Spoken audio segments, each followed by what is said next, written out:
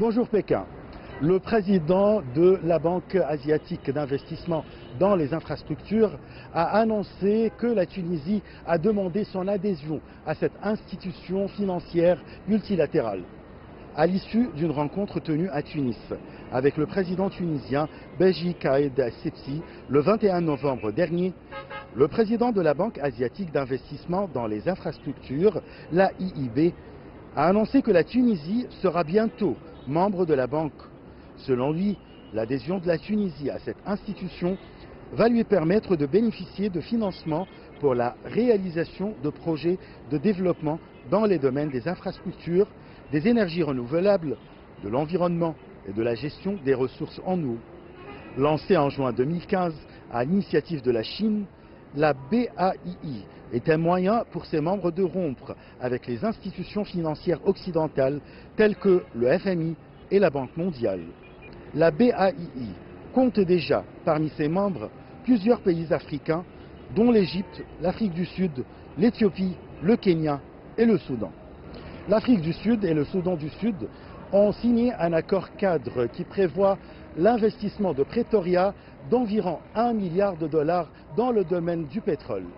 Le ministre sud-soudanais du pétrole, Ezekiel Lol Gatkus, a indiqué que les fonds investis seront consacrés à la construction d'une raffinerie et d'oléoduc, à l'exploration pétrolière et à la formation d'ouvriers et d'ingénieurs. Cet accord cadre a été signé au lendemain d'une conférence de 3 jours sur le pétrole et l'énergie, organisée par le Soudan du Sud à Juba pour attirer les investisseurs.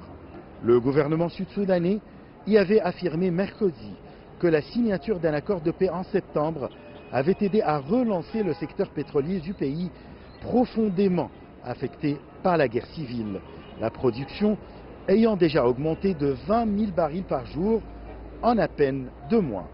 La production est passée de 135 000 à 155 000 barils par jour, selon ce responsable. En Libye, au moins 9 membres des services de sécurité ont été tués à Tazerbo. Cette attaque a été attribuée au groupe État islamique. 11 autres personnes, dont des civils et un chef des services de sécurité, ont été enlevées par les membres du groupe qui ont attaqué un commissariat de police. La région de Tazerbo est contrôlée par les forces du maréchal Khalifa Haftar qui dirige l'armée nationale libyenne. Cette attaque est la deuxième en moins d'un mois contre les forces loyales à Haftar. La première, revendiquée par le groupe État islamique, avait fait au moins 5 morts le 29 octobre dans la région d'Al-Joufra. Cette région est régulièrement le théâtre d'attaques attribuées à des djihadistes. La précédente attaque revendiquée par l'État islamique en août 2017 avait fait 11 morts, dont 9 de l'armée nationale libyenne.